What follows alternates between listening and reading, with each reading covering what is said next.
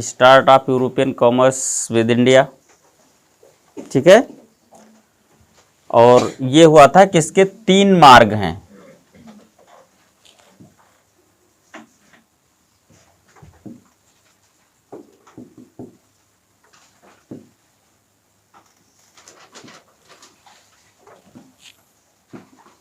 तीन रास्ते, कौन कौन?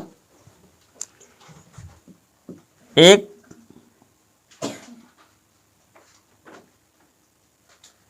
लैंड पथ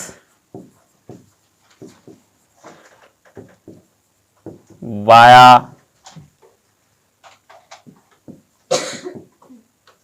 हिमालयन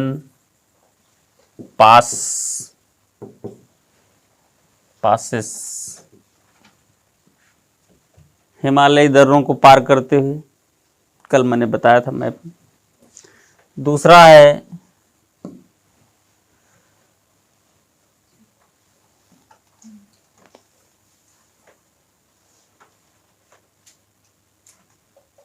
वाया पर्शियन गल्फ,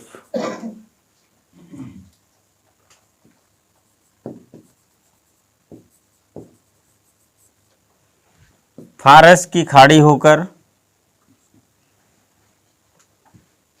ठीक, पर्शियन गल्फ। और तीसरा रास्ता है वाया रेड सी। ये 3 रास्ते हैं। ये बहुत ही कठिन है,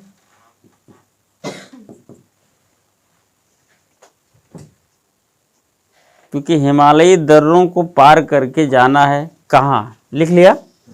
ये हो गया, हो गया। ये 3 रास्ते थे।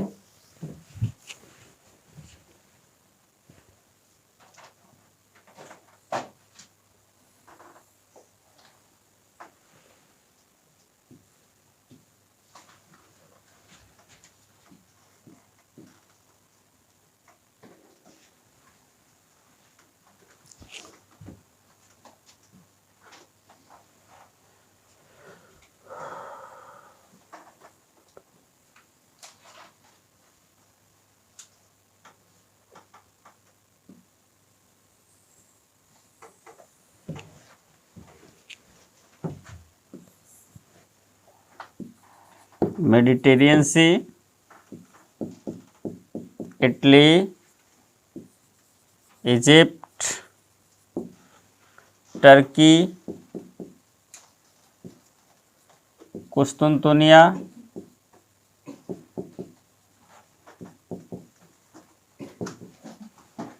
ये पूरा, अच्छा ये तो अरब का हिस्सा है ऐसे, ठीक है। इधर आ जाए यूरोप में, ठीक है, स्पेन,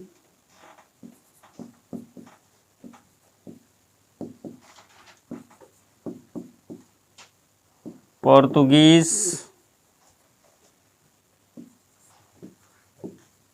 जर्मन, ब्रिटेन, छोड़ो इसको, यूरोप है, बस इतना समझो इसको, ठीक है। तो ये फारस की खाड़ी है, पर्शियन गल्फ। ये पूरा अरब, ये अरब है, अरब कंट्रीज है, ठीक है। तो एक रास्ता तो ये था। अब हिमालयी दर्रों को पार करते थे, हिमालयी पासेस को ऐसे निकाल करके कहाँ पहुंचते थे, यूरोप, इटली। इटली से ही व्यापार होता था। इधर कैस्पियन सागर है, ये क्रॉस करके इधर पहुंचते, फिर बाल्टिक, है ना, ऐसे ही। क्लियर हो रहा है पिक्चर? थोड़ा बहुत कठिन है क्या? साधन क्या है चलने का? पैदल, घोड़े, गधे, खच्चर। भाई सामान लेके आना जाना है ना व्यापार के लिए, अकेले घूमने थोड़े ना जाना है। तो साधन तो यही है। बैलगाड़ी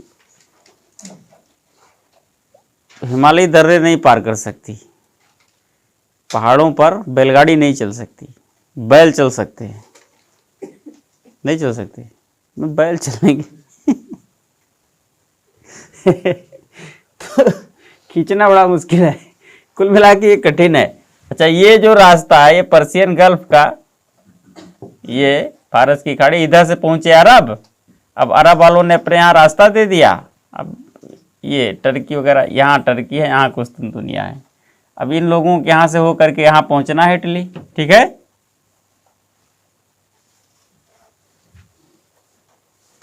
यूरोपीय व्यापार ठीक ठाक, भारत का अच्छा संबंध चल रहा है। यूरोप में उतनी ताकत भी नहीं है अभी, वो अपने आप को स्टेबल कर रहे हैं। मध्यकाल में हुआ क्या कि यहाँ के शासकों का, अरब के शासकों का भारत पर हो गया कब्जा, यानी अरब आक्रमण हुआ और तुर्कों का, मध्यकाल में तुर्कों का कब्जा है ना भारत पर, मुस्लिम शासन है। तो ये जो मुस्लिम शासक है इनका मतलब है कि भारत के साथ व्यापार करने पर ज्यादा लाभ होता है। तो ज्यादा लाभ होता है तो इस लाभ को अरब लोग पाए अपनी कंट्री पर, ये क्यों लेके जा रहा है? ऐसा स्वभाव है, हमेशा अपने के लिए सब लोग विशेष ध्यान देते हैं। व्यापारिक झगड़े तो होते रहते, तब भी और अब भी हमेशा होते हैं। तो चूंकि शासन सत्ता इन अरबों के हाथ में है भारत की, तो इन्होंने क्या किया, अरब व्यापार को प्रमोट किया, इनको फ्रस्ट्रेट किया, यूरोपियंस व्यापार को। कैसे फ्रस्ट्रेट किया? पहले तो बताया कि छोड़ो तुम, इधर हम इधर से लेके आएंगे, तुम हमसे खरीद लो, ये है वो है। लेकिन यूरोपीय समझदार है, वो मानने वाले तो है नहीं। वो समझ रहे हैं कि यहां से सामान लेके अगर अरब लोग आएंगे तो हमको ज्यादा से ज्यादा डबल दाम पर देंगे, दुगने रेट पर देंगे, बैठे बैठाए आधा फायदा लेके जाएंगे।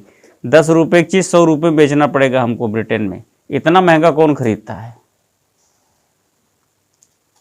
ना भाई? 10-20 रुपए का जो सामान हो, चलो महंगा हो गया, 30 हो गया, 20 हो गया, 50 हो गया, 500 हो गया, 1000 हो गया, फिर तो खत्म हो जाएगा ना। इतना महंगा कौन होता है? ठीक है, तो ये व्यापार, ये बढ़िया रास्ता था। अब पूरे अरब कंट्रीज का जो लीडर है वो तुर्की है इस समय। और तुर्की ने क्या किया कि अपने यहां से रास्ता बंद कर दिया। बोले मैं अपने यहां से इधर का रास्ता नहीं दूंगा यूरोप आने का। तो बगल में इसके कुस्तुनतुनिया वालों को इन लोगों ने मना करके इधर से आना जाना शुरू कर दिया। कुस्तुनतुनिया तुर्की का पड़ोसी है। अब जब यूरोपियंस का काम चल रहा, कुस्तुनतुनिया वाया कुस्तुनतुनिया होकर के अगर ये जा रहे हैं, तो फिर टर्की का प्लान तो फेल हो गया ना व्यापार रोकने का। तो इसने क्या किया, इसने कुस्तुनतुनिया पर 1453 में कुस्तुनतुनिया पर कब्जा कर लिया, हरा दिया उसको। मतलब टर्की कैप्चर्ड कुस्तुनतुनिया इन 1453, 1453 में कुस्तुनतुनिया पर कब्जा कर लिया। किसने? तुर्की ने। अब कुस्तुनतुनिया पर अगर कब्जा कर लिया तो कुस्तुनतुनिया की जो संप्रभुता है, सवर्जिनिटी है, किसके हाथ में आ गई? टर्की के। अब रास्ता कौन देगा? कुस्तुनतुनिया नहीं देगा। रास्ते का स्थान तो कुस्तुनतुनिया है, लेकिन देगा कौन? अब टर्की देगा, क्योंकि उसने जीत लिया। वो जो कहेगा वही होगा। ठीक है, तो उसने मना कर दिया, अब जाओ। उसने कहा अब जाओ वहां से। कुल मिलाकर के ये जो आसान रास्ता है इसको कर दिया ब्लॉक यूरोपियंस के लिए। और ये एक रास्ता था रेड सी। तो रेड सी भी बहुत आसान नहीं था। एक तो यहां पर विजिबिलिटी नहीं थी, यहां से एक गर्म जलधारा आती थी इक्वेटर से, और एक नीचे से ध्रुव क्षेत्र से ठंडी जलधारा आती थी समुद्र की। दोनों यहां पर मिलती थी, और दोनों धाराओं के मिलने से बहुत धुंध या कुहासा, मतलब बहुत ज्यादा फॉगिंग होती थी यहां पर। तो जहाजों को चलने में जो बड़ी बड़ी नाव होती थी वही जहाज होते थे उस समय।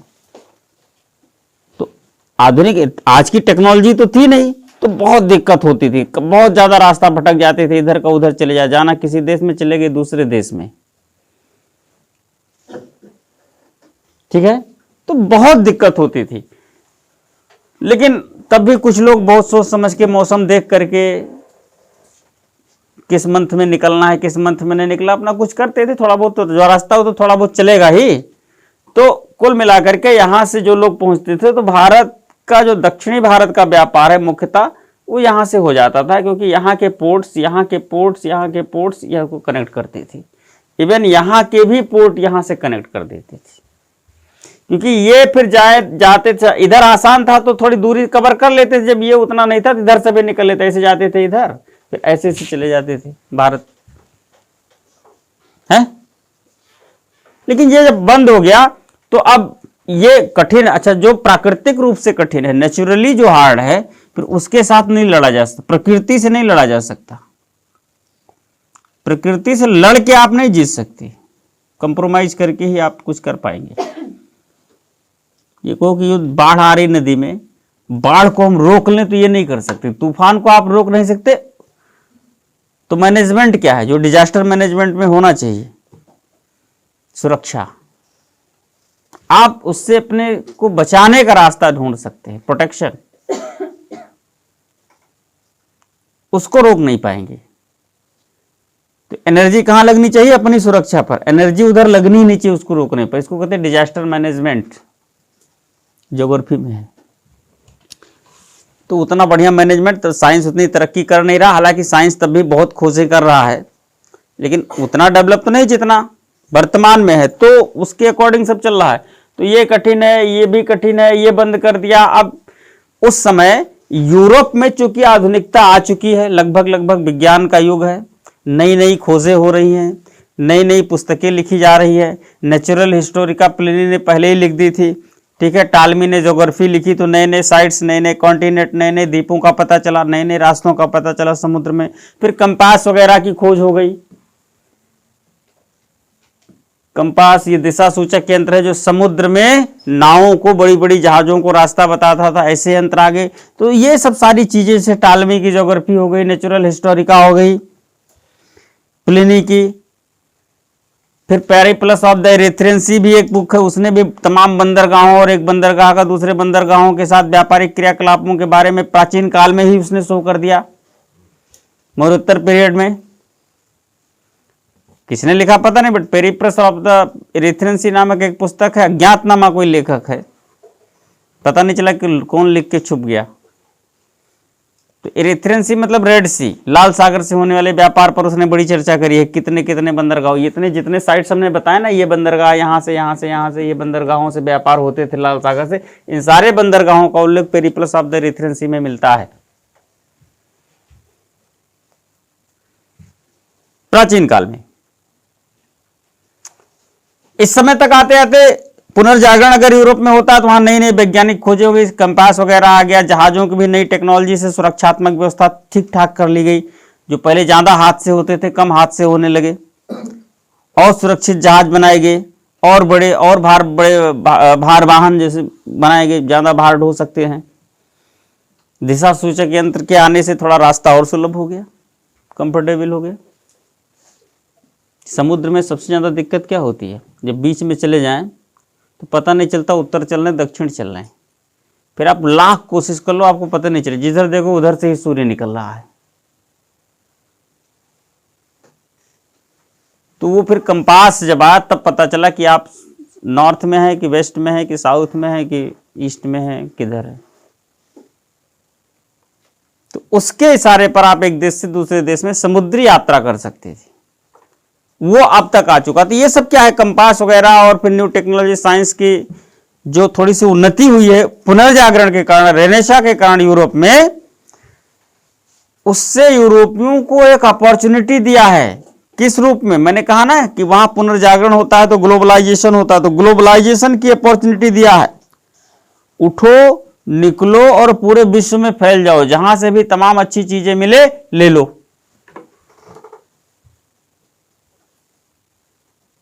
Search the good things in all over the world, पूरे विश्व में आप अच्छी चीजों की खोज करो, उसको लो, आदान प्रदान करो, एक इंटरनेशनल ट्रेड को बढ़ावा मिलेगा।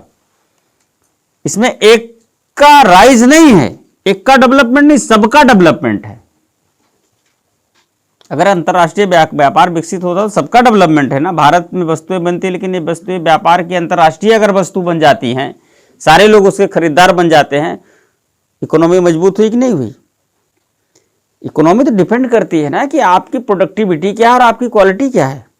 इस पर डिपेंड करती है ना, क्योंकि अंतर्राष्ट्रीय मार्केट में उसकी डिमांड कितनी है यही तय करती है कि आपकी मुद्रा का मूल्य क्या होगा। क्योंकि मूल्य आप तब बढ़ाते हैं जब मांग बढ़ जाती है। तो बहुत सारे लोग भारत आएंगे क्या, भारत के सामान खरीदने, क्योंकि यहाँ के सामान अच्छे हैं, पर्याप्त मात्रा में भी है, गुड क्वालिटी हैविंग। तो अपने रुपए पैसे लेके, तो उनका पैसा तो इधर चलने नहीं, डॉलर तो इधर अंदर चलने नहीं है, रियाल तो चलने नहीं है, जो भी सबकी अपनी मुद्रा चलने नहीं, तो क्या करेंगे, एक्सचेंज करेंगे, रुपया लेंगे। तो अधिक से अधिक लोग रुपया मांगे तो आप क्या करेंगे, रुपया कर देंगे महंगा। रुपया अगर महंगा हो रहा है इसका मतलब निर्यात बढ़ रहा है, और रुपया अगर सस्ता हो रहा है तो इसका मतलब निर्यात घट रहा है।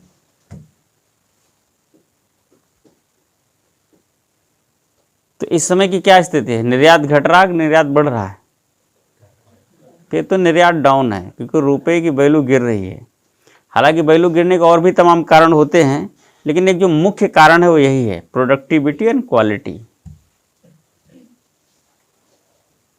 जब आप उपभोक्ता बनने पर ज़्यादा फोकस करते हैं और कंज्यूमर बनने पर और केयरटेकर नहीं बन पाते, तो फिर ऐसी नौबत आती है। सुविधाएं बहुत अच्छी चाहिए, लेकिन सुविधाओं के लिए फिर लोन लेके थोड़ा ना सुविधाएं ली जाती हैं, उत्पादन करके ली जाती है ना। तो ये चीज़ है। खैर, तो अब कुल मिलाकर के अगर ये सुविधाएं, वैज्ञानिक टेक्नोलॉजी अगर डेवलप हो रही है, तो इसका मतलब यूरोप के लिए अंतर्राष्ट्रीय व्यापार में डेवलप करने का एक बड़ा अपॉर्चुनिटी है, एक बड़ा अवसर है। अंतर्राष्ट्रीय मामले में व्यापार को बढ़ावा देना अपने लिए लगभग देश, स्पेशली जो उनको जरूरत है, पूर्वी एशिया और दक्षिण पूर्वी एशिया, एशियन देशों के साथ व्यापार को बढ़ाने के लिए एक बड़ा अवसर है। क्योंकि अवसर होता तब है जब हमारे पास, अवसर और क्राइसिस एक दूसरे के अपोजिट हैं, संकट, अपॉर्चुनिटी एंड क्राइसिस। क्राइसिस भी तब कह सकते हैं जब अवसर हो और जो बाधा, उस बाधा के कारण वो काम न कर पा रहे हो, तो उसको कहते हैं पर्टिकुलर अवसर। जैसे आप काफी योग्य हैं, काफी पढ़े लिखे हैं, आपके पास अच्छी क्वालिटी, आप कुछ कर करके अच्छा अर्न कर सकते हैं। पता लगा किसी बीमारी से ग्रस्त हो गए, अब 2 साल आप बिस्तर पे ही लेटे पड़े हैं, तो अपॉर्चुनिटी है आपको, लेकिन वो बीमारी ना होती तो हो जाते। तो बीमारी क्या है, क्राइसिस हो गई, वो पर्टिकुलर क्राइसिस आ गई है। जैसे भारत में भ्रष्टाचार एक क्राइसिस है, ये सब लाइन याद रखिए, कहीं न कहीं भारत में भ्रष्टाचार एक क्राइसिस है, एक संकट है। क्योंकि भारत में भ्रष्टाचार बनाई हुई भ्रष्टाचार है, ऑटोमेटिकली भ्रष्टाचार नहीं है। ये राजनीति से प्रेरित भ्रष्टाचार है। यहाँ पर लोग भ्रष्ट ना भी हो तब भी काम चल सकता है।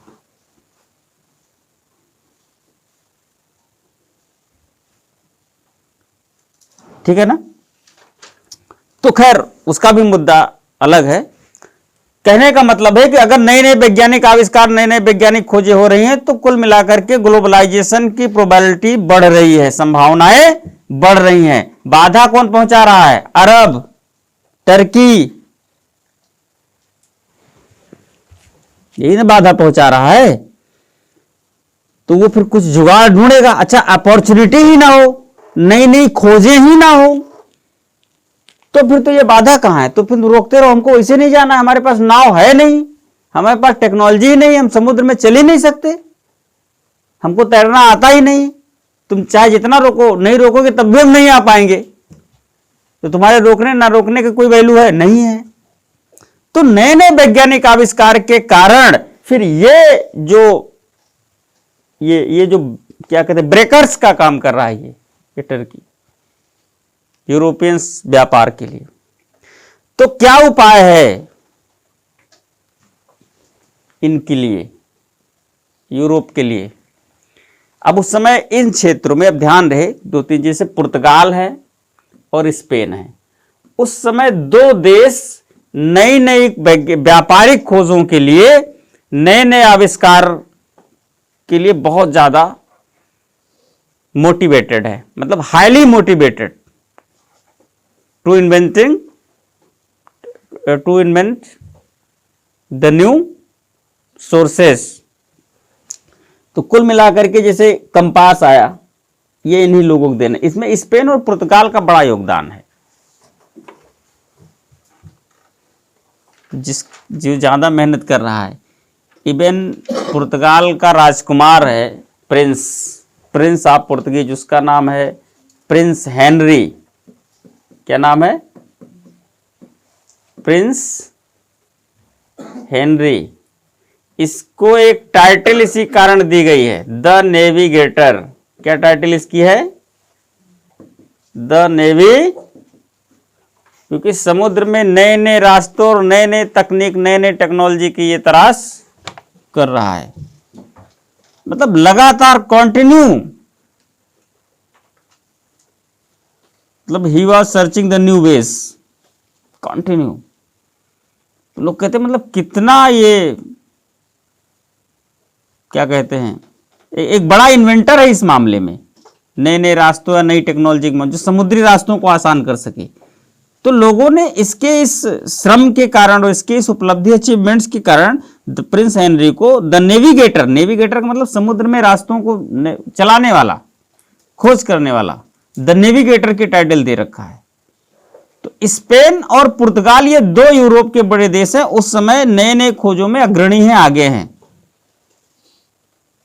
लीड कर रहे हैं। ठीक है, lead the new researches in Europe. ये दो देश, इनको बड़ी दिक्कत हुई यार, अच्छा खासा रास्ता था, ब्लॉक करके बैठा बेवकूफ, जाने देता। भाई जिसके पास साधन है, दिक्कत उसी को तो होगी। इस समय सबसे ज्यादा साधन किसके पास है? या तो पुर्तगाल के पास है या तो स्पेन के पास है। तो सबसे ज्यादा परेशानी इनको हुई। भाई कुछ लोग तो शांत बैठ के चलो जाने दो यार, कौन छोड़ो, जहां तक मौका मिलेगा करेंगे, नहीं करेंगे नहीं करेंगे, ऐसा भी कहने वाले लोग होते हैं। जब कोई बाधा आती है, कोई रेस्ट्रिक्शंस आता है, छोड़ो कौन टेंशन ले, हटाओ, होगा होगा, नहीं होगा नहीं होगा, ऐसा कहने वाले वो लोग होते हैं जिनके पास अपॉर्चुनिटी कम होती है। लेकिन जो बड़ी मेहनत करके अपॉर्चुनिटी जिन्होंने बनाया, उनके लिए तो बड़ी परेशानी की, यार कैसे रोक दिया, कैसे रोक दिया, कैसे रोक दिया, मतलब बहुत टेंशन में आ जाते हैं ना। तो इस समय बहुत टेंशन में इसके लिए आने वाले दो देश हैं, स्पेन एंड पुर्तगाल। तरीका क्या है? या तो वो टर्की से युद्ध की घोषणा करें, इसको पराजित करें और रास्ता फिर से बहाल करें, पहला ऑप्शन। उपाय, सॉल्यूशंस, फर्स्ट सॉल्यूशन क्या है? Announcement the war against Turkey. लेकिन यूरोपीय व्यापार कर रहे हैं, व्यापारी झगड़ा कम करते हैं। यूरोपीय वो व्यापार के लिए परेशान है ना, युद्ध के लिए, क्या कहते हैं, सत्ता को कब्जा करने के लिए नहीं उनको प्रॉब्लम हो रही है, व्यापारिक प्रमोशन के लिए, ट्रेड प्रमोशन के लिए उनको प्रॉब्लम हो रही है। तो झगड़ा, तो पहला उपाय तो वॉर है, लेकिन वॉर कैंसिल तुरंत का तुरंत हो गया, फिर ये हम अपनाएंगे नहीं।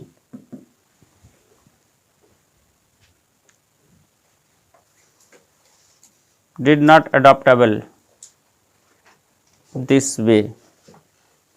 वो पचड़े में नहीं पड़ना चाहते थे किसी भी झगड़े के। क्लियर? तो फिर नए रास्ते की तलाशी एक उपाय थी। उस समय साधन थे, कंपास वगैरह थे, तो थोड़ा इजी हो। तो फिर कोई नया रास्ता निकाला जाए, यही एक उपाय था। उनके पास साधन थे, उसका उपयोग किया। सबसे पहले पुर्तगाल का एक यात्री निकला 1487 में। 1487 में पुर्तगाल का एक यात्री निकला नए रास्तों की तलाश के लिए, पूर्वी एशिया के देशों के लिए नया रास्ता, स्पेशली भारत आप मान लो। पहले उसका नाम है बर्थोलोमो डियाज। बर्थोलोमो डियाज सबसे पहले निकला यहां से, पुर्तगाल से।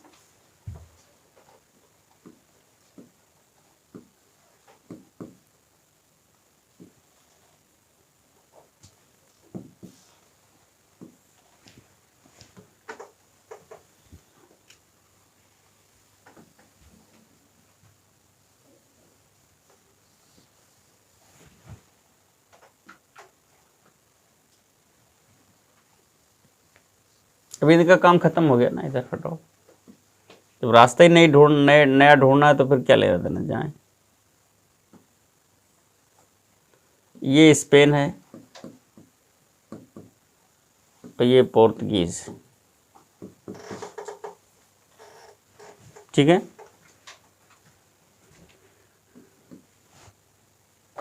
बर्थोलोमो डियाज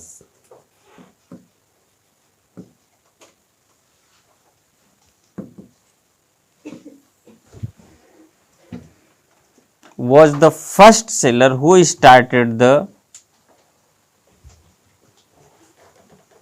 started his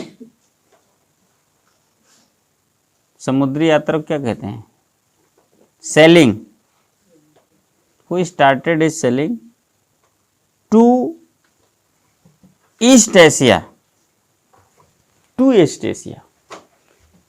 in 1487 और अफ्रीका महाद्वीप के, ये कौन सा तट है, पूर्वी या पश्चिमी, पश्चिमी तट, और अफ्रीका महाद्वीप के पश्चिमी तट होते हुए दक्षिण अफ्रीका के एक सुदूर बिंदु पर पहुंचा, and arrived to a far point of South Africa via western coast of Africa continent in Atlantic ocean, via western coast of Africa continent in Atlantic ocean, Atlantic महासागर में अफ्रीका महाद्वीप के पश्चिमी तट होते हुए बर्थोलोमो डियाज दक्षिण अफ्रीका के सुदूर बिंदु पर तक पहुंचा, arrive to a far point, सुदूर बिंदु तक पहुंचा, यह सफलता पाई। ओके, लेकिन वो इसके आगे नहीं जा सका, but he was not capable to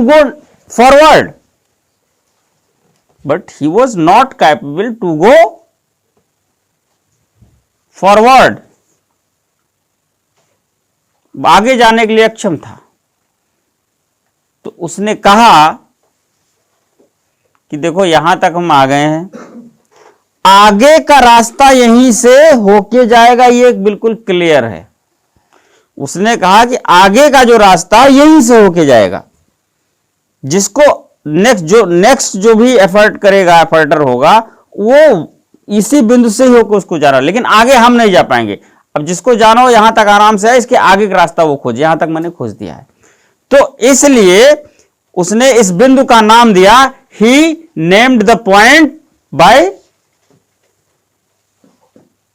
इस बिंदु का क्या नाम दिया, केप ऑफ गुड होप, और उसने इस बिंदु का नाम दिया cap of Good hope.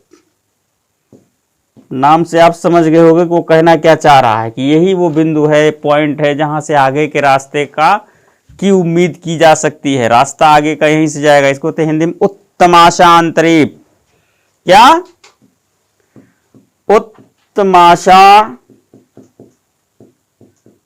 अंतरीप।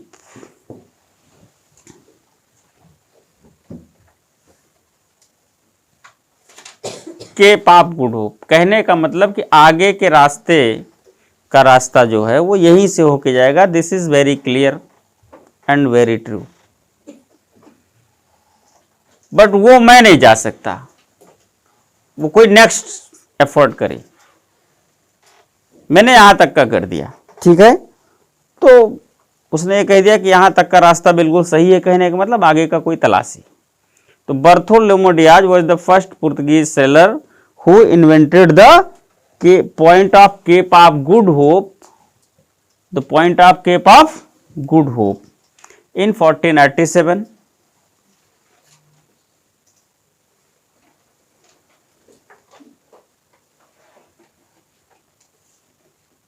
Which point was clearance of the next way, to India.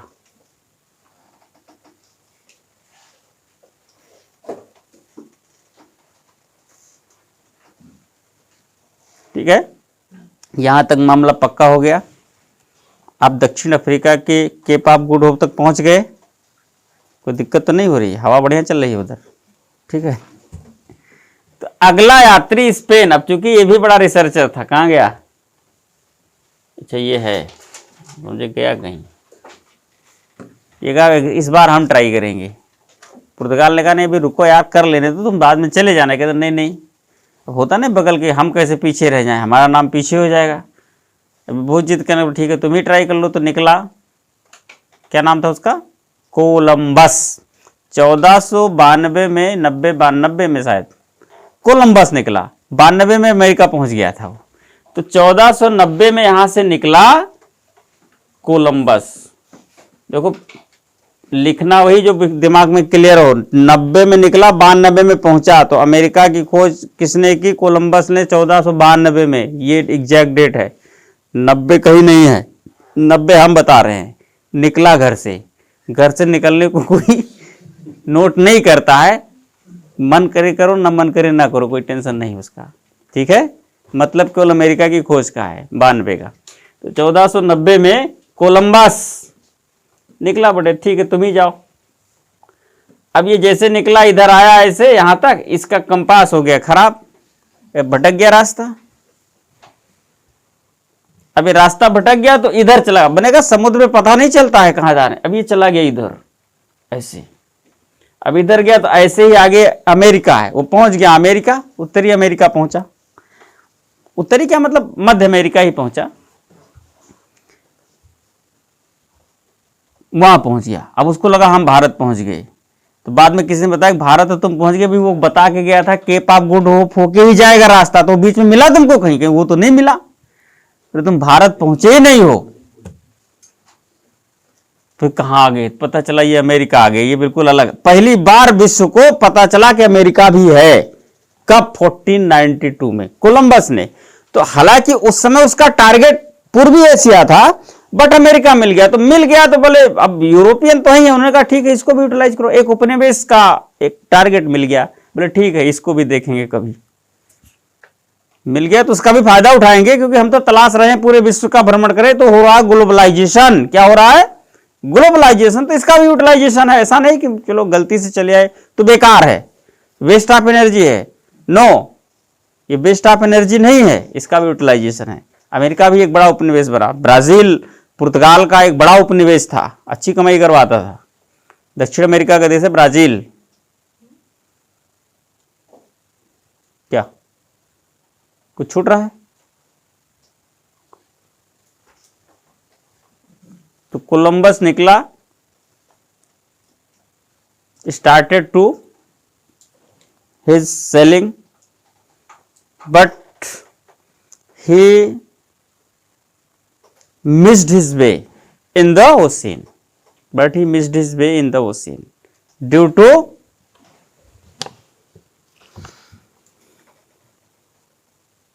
वो क्या कहते हैं, वो क्या कहते हैं खराब होने को, हैं? Non function, fault of function कह लो, fault of function of the compass due to. ठीक है, तो he missed his way and arrived to America and have arrived to America, had arrived to America। हो गया in 1492। तो इसको ही रोकिए, उसका यूटिलाइजेशन होगा, पुर्तगाल ही करेगा, बाद में करेगा। अमेरिका की खोज हो गई 1492 में। इसके पहले अमेरिका वाले ही जानते थे कि हम हैं, विश्व का कोई भी देश नहीं जानता था कि अमेरिका है। ठीक है, हाँ जी ठीक है, विश्व का कोई भी देश नहीं जानता था कि अमेरिका, तो पहली बार विश्व को अमेरिका का पता चला। जब कभी लोग अमेरिका की खोज हुई 1492, तो कुछ लोग समझते हैं कि अमेरिका पहली बार अमेरिका की धरती बनी। ऐसा कुछ नहीं है, वो है, वहाँ के लोग हैं, वहाँ का कल्चर है, उनका अपना तरीका है, सब है।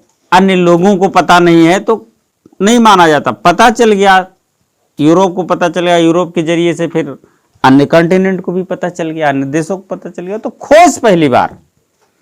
अब ऐसे लोगों को सूचना मिली जो दुनिया की खोज कर रहे हैं, तो वैसे भी दुनिया में फैल जाना। भाई घर की कोई भेद हो, अंदर की बात हो, आप छुपाए रहो, तो कुछ लोग अगर जाने जो ठीक ठाक आदमी है तो नहीं बताते, चलो क्लोज हैं।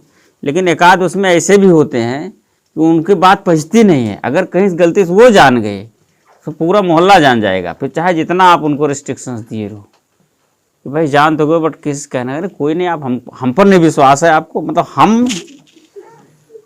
हम अब ऐसे बताएंगे।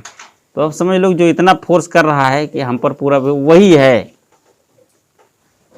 फोर्स करने की जरूरत ही क्या पड़ गई, अगर नहीं है तो वही है कि अब पुर्तगाल जान गया, स्पेन जान गए, क्योंकि वो दुनिया खोज रहे हैं, तो फिर तो पता चल जाएगा पूरी दुनिया को अमेरिका जैसा कुछ है। तो खोज हुई है, दैट्स इट। ठीक है, तो कोलंबस पहुंच गया अमेरिका, यहां तक हो गया। तो अब पुर्तगाल फिर आगे आया और उसने कहा यार तुम लोग चुपचाप बैठो स्पेन को, हमको खोज कर ले दो आराम से, इसके बाद टहलना, अपनी भड़ास निकाल लेना, अभी रहने दो। तो वो भी एक बार फ्लॉप हो चुका था, तो खैर ठीक है तुम ही करो। तो अब निकला है पुर्तगाल से वास्को डिगामा।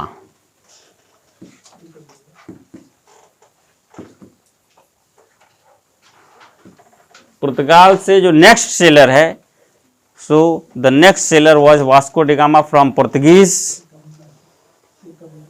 ये एक्चुअली 1498-96 में निकला था, 96 में 96 में निकला। 2 साल पीछे कर दो, यात्रा 2 साल से कम का नहीं है।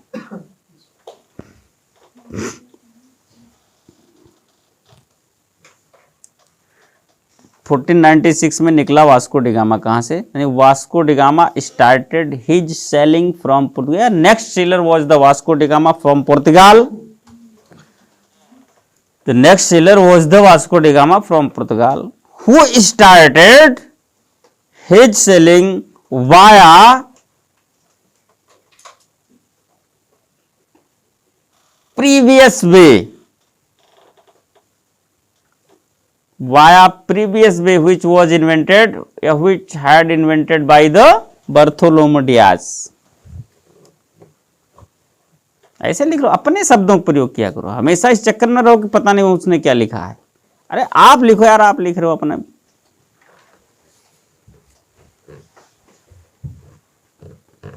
तो पहले वाले रास्ते से जो बर्थोलोमेव डियाज खोज चुका था, उस रास्ते से निकला। ठीक,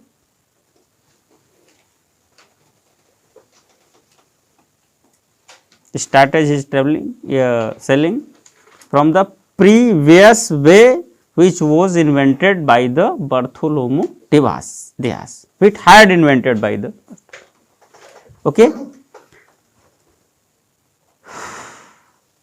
and arrived to Cape of Good Hope,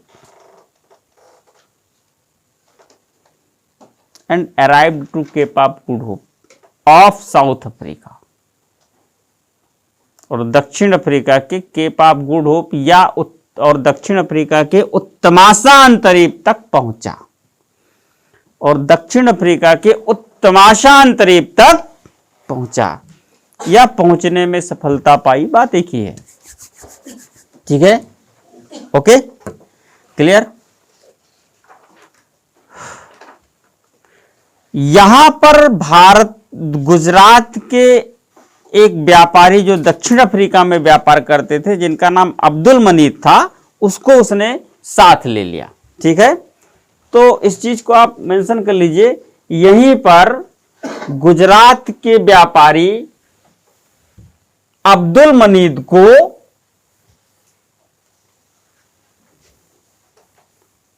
एक पथ प्रदर्शक के रूप में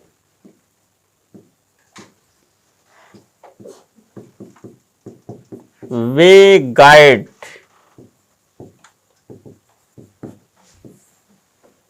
गुजरात के एक व्यापारी अब्दुल मनीद को एक पथ प्रदर्शक के रूप में साथ ले लिया। And here he made join to Abdul Manid the trader of Gujarat as the way guide. ठीक है, as the way guide, made join the Abdul Manid who was trader of Gujarat as the way guide. अब ये इतना अंडरस्टूड है कि फिर वहां वो क्या कर रहे थे, भैया व्यापारी है, मैंने पहले कह दिया, तो व्यापार के सिलसिले में गए होंगे और क्या कर रहे होंगे अफ्रीका में, है ना।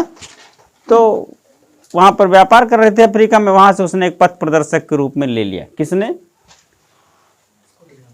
हाँ, वास्को डी गामा ने।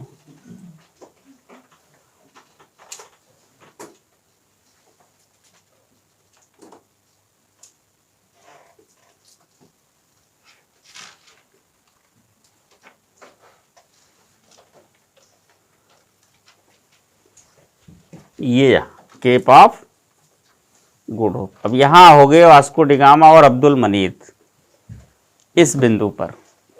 अब आगे का, चूंकि वो अफ्रीका में व्यापार करता था, साउथ अफ्रीका में, तो आगे वो चीज गुजरात से आता जाता था, तो उसको भारत से आने जाने का रास्ता पता था, तो वो बताया कि कैसे चलना है। ठीक है, तो अब्दुल मनीद के साथ अरब सागर पार करके वास्को डी गामा, अब्दुल मनीद के साथ अरब सागर पार करके वास्को डी गामा 17 मई 1498 को वर्तमान Kerala,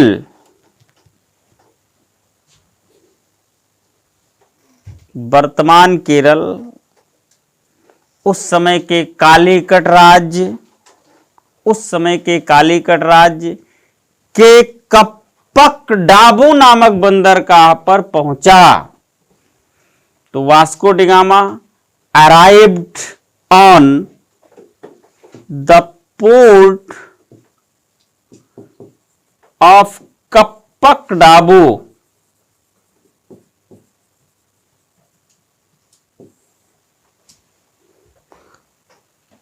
located, port of Kappak Dabu located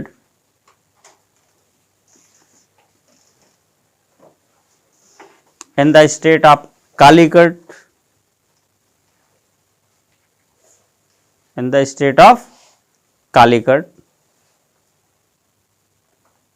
contemporary the Kerala, आज का केरल जो है उस समय का कालीकट राज्य था। आज का जो केरल राज्य है उस समय का कालीकट राज्य था, और कालीकट राज्य में स्थित कप्पक डाबू नामक एक बंदरगाह पर, ठीक है, वो पहुंचने में सफलता पाई। ठीक है, across the Arabian Sea, Arabian Sea को पार करके। ठीक है, हो गया।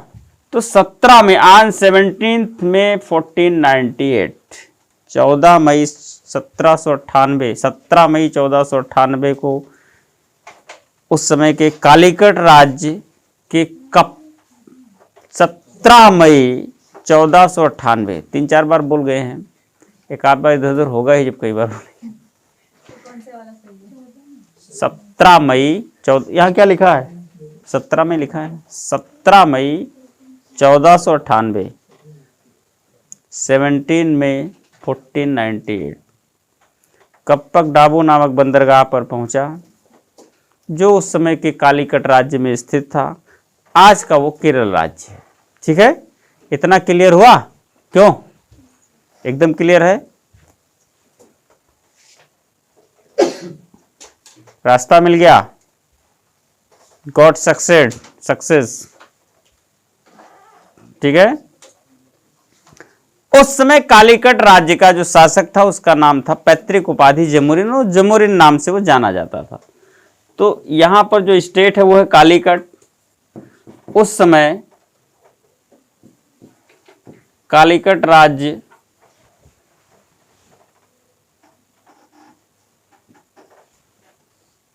का शासक जिसकी पैतृक उपाधि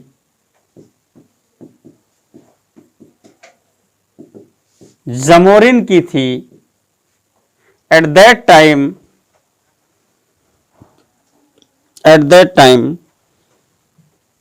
they ruled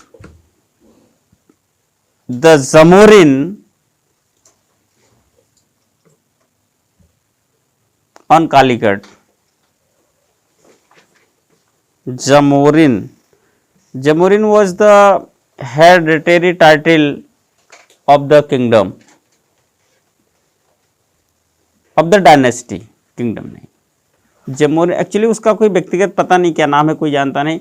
जैसे जब भी खानदानी कोई नाम एक टाइटल चलता चला था कि इस वंश के राजा इसी नाम से जाने गए, तो लोग फिर जमोरिन जमोरिन जमोरिन जमोरिन, वो जमोरिन एक वंश है, एक डायनेस्टी है, लेकिन वो जमोरिन राजा जमोरिन राजा जमोरिन राजा करके कहते थे।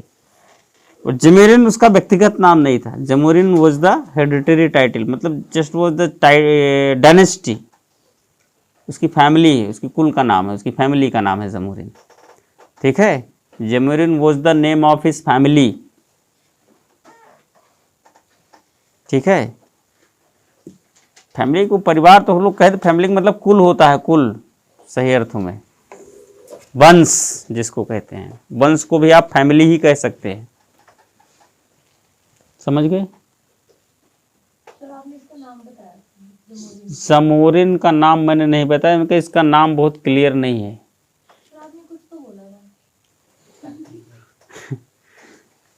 मैंने कहा कि इसकी पैतृक उपाधि जमोरिन की है। जब सबसे पहले जमोरिन बोला ना, उससे पहले कुछ बोला ना, अपना नाम है ना,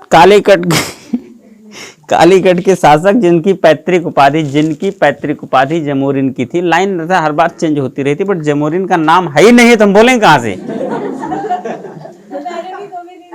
नहीं, कहीं नहीं है भाई, कहीं होगा तब ना बताएंगे हम। वो जमोरिन नाम से जाना ही जाता, उसके कुल का नाम है, तो जमोरिन राजा जमोरिन हो गया। वो है actually common noun, proper noun के की मतलब जाना जाता है, प्रॉपर नाउन के रूप में ही जाना जाता है, फॉर्म में जाना जाता है एक्चुअली कॉमन नाउन है, उसकी फैमिली का नाम है नहीं भाई, कहां से? जिनकी पैतृक उपाधि, तो जमोरिन वहां का शासक था उस समय, कहां का? कालीकट का। अब ये प्री के मुद्दे देखो, यहाँ के जितने क्वेश्चन है मेंस के नहीं है, एकदम पक्का जाने रहिए, क्योंकि मेंस के क्वेश्चन आपको जहां से भी उठेंगे वो 1700 के बाद से उठेंगे, उसके पहले का जो इतिहास है वो सब प्री के लिए पॉइंट ऑफ मतलब इंपॉर्टेंट है। प्री में प्रश्न आते हैं नो डाउट, मुख्य परीक्षा में नहीं आते, क्योंकि प्री में पूरा इतिहास है, उसमें लिखा हुआ 1857 से आगे तक। तो अंग्रेजों का इनका संबंध, हमने पहले कहा कि इनको हम इसलिए पढ़ते हैं क्योंकि इनके बिना कोई काम हुआ ही नहीं, तो इनका परिचय जानने के लिए इनके पीछे जाना पड़ता है, एक उद्देश्य। लेकिन दूसरा बड़ा उद्देश्य कि प्री भी देना है, बिना प्री के आप डायरेक्ट मेंस में एंटर कर नहीं सकते, तो ये दूसरा बड़ा उद्देश्य, पढ़ना ही है, छोड़ना नहीं है। तो ये सब प्री के मुद्दे हैं, उसी पॉइंट ऑफ व्यू से उसको लीजिएगा। तो कालीकट जिसके राज्य का राजा उस समय जमोरिन नाम से जाना जाता था, जिसकी पैतृक उपाधि ही जमोरिन थी, उसने क्या किया? ही वेलकम्ड द वास्को डिगामा, उसने वास्को डिगामा का स्वागत किया। ही वेलकम्ड द वास्को डिगामा। अब ये सब छोटी मोटी बात नहीं है, वो कहीं ना कहीं से अपनी मन की भड़ास निकल रहा। विदेशी व्यापारी उस समय अरब भी बहुत पैठ बनाए हुए थे।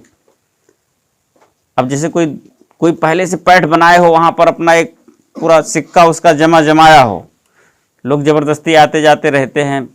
अब कोई दूसरा आ गया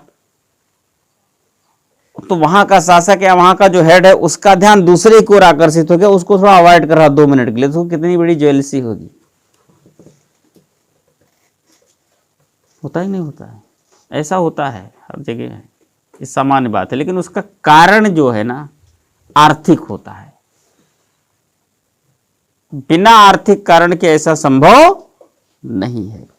तो जमोरिन ने क्या किया? Welcomed the Vasco da Gama, Vasco da Gama का स्वागत किया।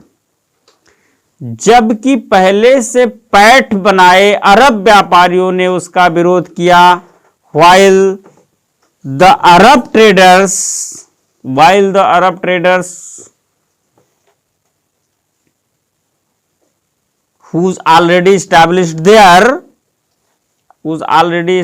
there अपोज्ड हिम, तो जमोरिन ने उसका स्वागत किया, जबकि पहले से पैठ बनाए अरब व्यापारियों ने उसका विरोध किया। क्लियर है पिक्चर एकदम? पता है कि क्यों कैसा किया? क्योंकि अरब व्यापारियों से भी जमोरिन भी बड़ा त्रस्त था। वो मौका ढूंढ रहा था कि कोई दूसरा आया और इनसे, अब चूंकि शासक तो था तो व्यापार का परमिशन तो किसी को भी दे सकता था, राजा है ना वो। अब उनको ये ऑप्शन मिल गया, वास्को डिगामा, उसने उन पर ध्यान देना ही बंद कर दिया अरब व्यापारियों पर। अब उनको चिढ़ होगी तो अरब व्यापारियों ने डायरेक्ट अपोज किया, डायरेक्ट विरोध किया, छीना झपटी भी हुई, नो डाउट, यहां तक का विरोध हुआ। तो पहले से पैठ बनाए अरब व्यापारियों ने विरोध किया और जमोरिन ने क्या किया? स्वागत किया। तो जमोरिन ने स्वागत किया और अरब व्यापारियों ने विरोध किया। लिख लिया है? एंट्री हो गई, पैराग्राफ चेंज कर दीजिए।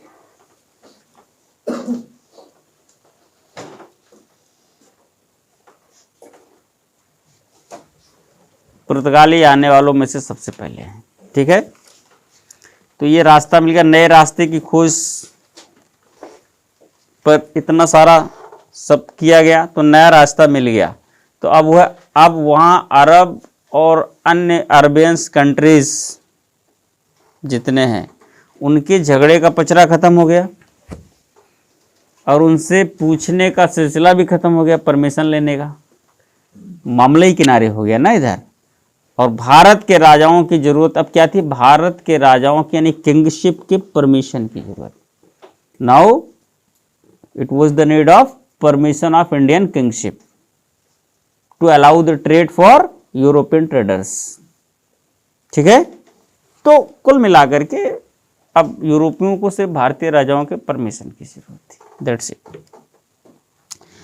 अब रास्ता खोजा गया तो सभी लोग आएंगे, बहुत सारे लोग आएंगे, ठीक है। नए रास्तों के तलाश के बाद, नए रास्ते की तलाश के बाद कई यूरोपीय व्यापारियों ने पूर्वी एशिया को नए रास्ते की तलाश के बाद, after the search of new ways, after the search of new ways to eastern Asian countries,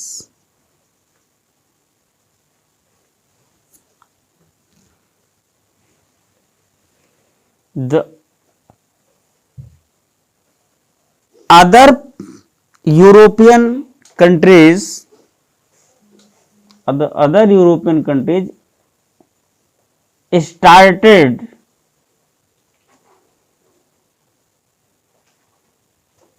started